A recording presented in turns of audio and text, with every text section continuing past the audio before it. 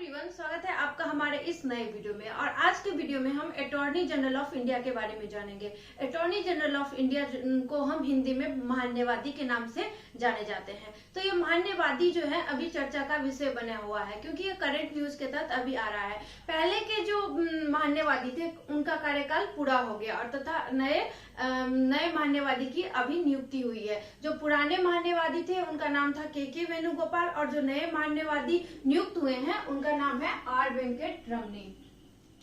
तो चलिए हम जानते हैं कि महान्यवादी क्या अकेले पूरे देश को संभाल लेते हैं या उनकी सहायता के लिए कोई लोग भी होते हैं। तो महान्यवादी की सहायता करने के लिए पहले तो सॉलिसिटर जनरल ऑफ इंडिया होते हैं, जिनकी संख्या 1 होती है, तथा उसके बाद additional solicitor general of India होते हैं, जिनकी संख्या 4 होती है।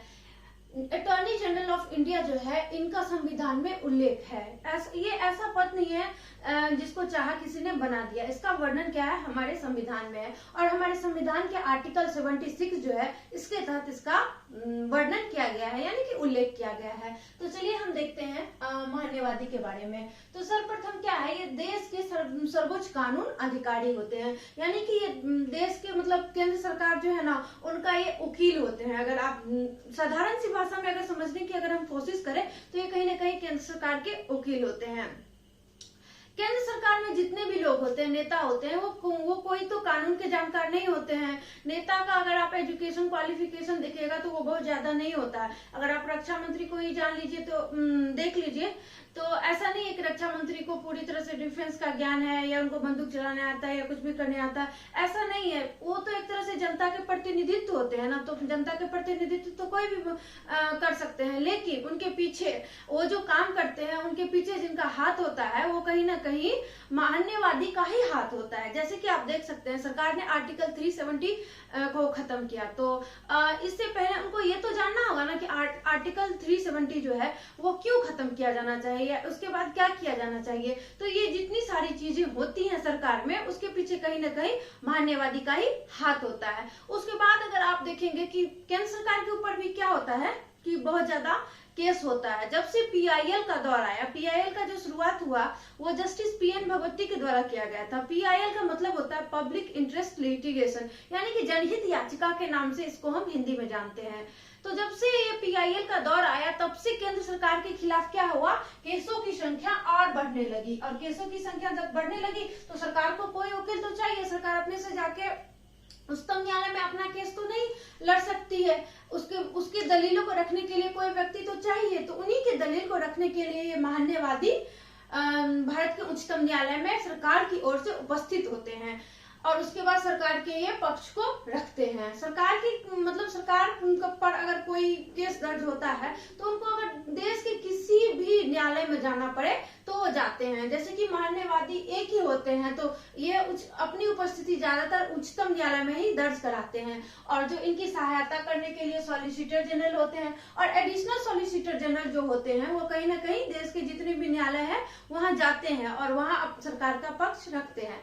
तो हमने इतना जाना अटॉर्नी जनरल ऑफ इंडिया यानी कि महान्यवादी के बारे में। आगे हम जानते हैं कि कैसे इनका संविधान में उल्लेख है, इनकी क्या कार्य है, इनकी क्या सीमाएं हैं। तो अभी तो हमने जान ही लिया कि भारत के क्या होते हैं, सर्वोच्च कानून अधिकारी होते हैं, यानी कि राष्ट्रपति के अनुसार राष्ट्रपति को यह लगना चाहिए कि यह कानून के बहुत अच्छे जानकार हैं। उसके बाद हम देखेंगे कि आर्टिकल 76 जो है हमारा भारत का संविधान जो है उसमें आर्टिकल 76 के तहत इस पद का वर्णन किया गया है। उसके बाद हम देखेंगे कि इनकी नियुक्ति किसके द्वारा होती है। तो हम जानते हैं कि राष्ट्रपति के द्वारा जितनी भी नियुक्ति होती है उसके पीछे कहीं ना कहीं संसद का हाथ होता है। संसद का हाथ होता है इसका मतलब क्या होता है, प्रधानमंत्री का हाथ होता है। तो चाहते तो प्रधानमंत्री ही हैं, लेकिन जो कार्य करते हैं वो राष्ट्रपति करते हैं। तो इनकी नियुक्ति भी कौन करते हैं, राष्ट्रपति करते हैं। उसके बाद इनकी योग्यता क्या होनी चाहिए।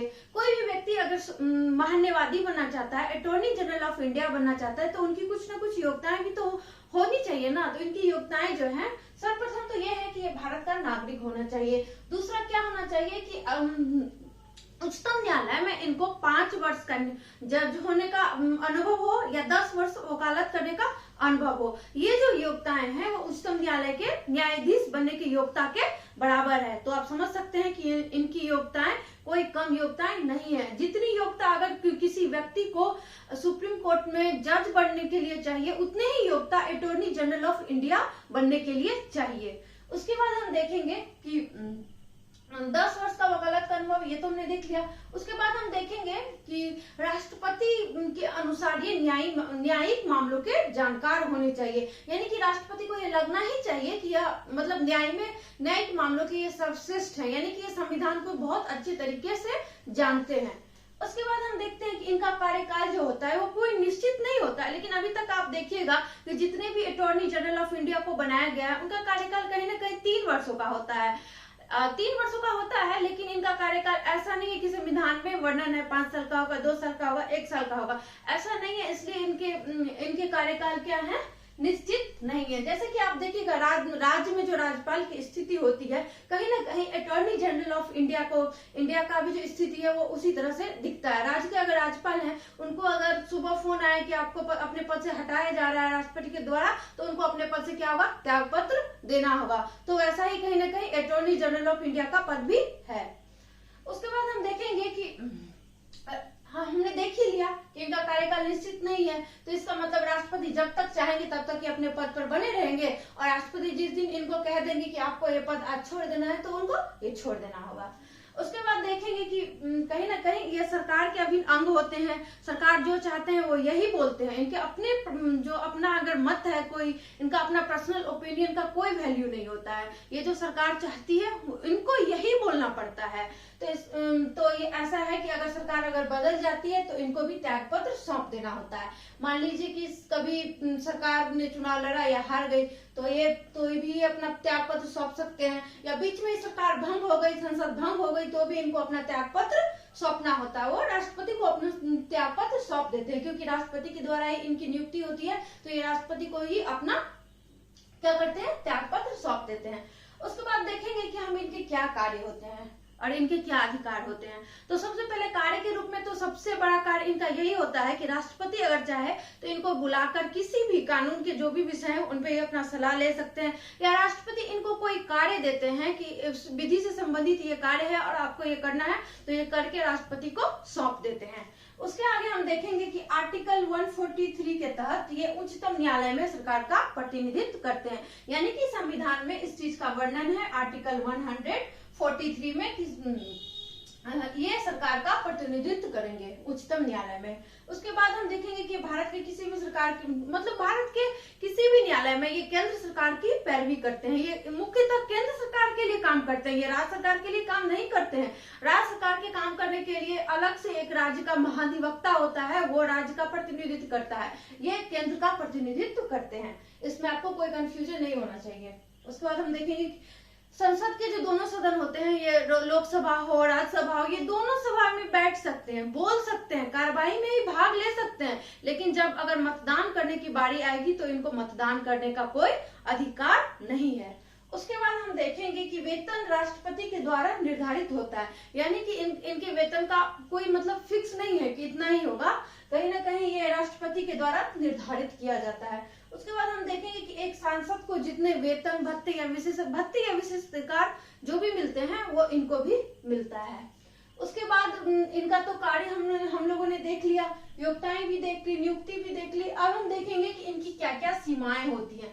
आखिर इनकी कुछ तो सीमाएं होती होगी ना जो इनको नहीं करना है। तो सबसे पहले ये किसी भी कंपनी में, परिषद में ये क्या कर सकते हैं, सरकार के मामले में ये विरुद्ध, सबसे पहले तो ये सरकार के मामले के विरुद्ध कहीं सलाह नहीं दे सकते हैं। किसी कंपनी या परिषद में ये निदेशक का पद धारण नहीं कर सकते हैं। किसी भी आपराधिक व्यक्ति का बचाव ये नहीं कर सकते हैं। तथा ये इनकी ना प्राइवेट प्रैक्टिस पर छूट होती है, क्योंकि अटॉर्नी जनरल ऑफ इंडिया जो होता है वो कहीं ना कहीं कानून का सर्वोच्च अधिकारी होता है। तो इनकी मतलब एक दिन की जितनी फीस होगी सरकार तो इतना वर्षों में भी नहीं दे पाती है, तो इसलिए क्या होता है, इनको प्राइवेट प्रैक्टिस करने पे छूट होता है। तो अभी हमने देखा कि अभी जो वर्तमान में जो हमारे महान्यायवादी हैं वो कहीं ना कहीं आर वेंकट रमनी है, जिनकी नियुक्ति अभी की गई है। तो अब इस टॉपिक में हमने महान्यायवादी के बारे में जितना देखना चाहिए को देख लिया। और इसी के साथ ये टॉपिक आज समाप्त होता है। अगर आपको ये वीडियो पसंद आए तो आप लाइक कीजिएगा, शेयर कीजिएगा और सब्सक्राइब कीजिएगा। Thank you for watching.